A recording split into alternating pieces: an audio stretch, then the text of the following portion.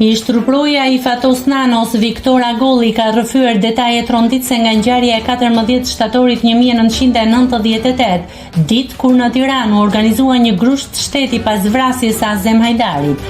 Agolli kujton se si grupet e armatosura sulmuan institucionet shtetërore, ndërsa garda organizoi evakuimin e krerëve të qeverisë së kohës. Disa dolën nga tuneli, disa kaluan gardhin. I fundit që iku ishte Edi Rama, doli nga pas ku del tek radio televizioni shqiptar. Nano u largua drejt Dajtit, më pas në Librazh dhe nga aty në Strug, tha Agolli gjatë një interviste televizive. Sipas tij, për herë të parë ish-kryeministri Nano pranoi të drejtohej nga garda pa kundërshtime. I vetmi rast kur na lejoi ta komandonim ne, tha Agolli, duke theksuar se kishte qëndruar për të ruajtur vilën së bashku me 2 kolegë.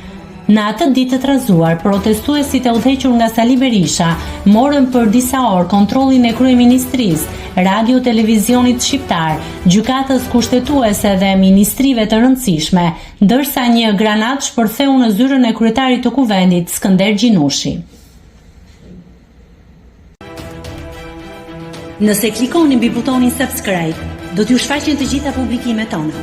Ju ftoj t'i bëni subscribe kanalit, të pëlqeni videot dhe të lini komentin tuaj.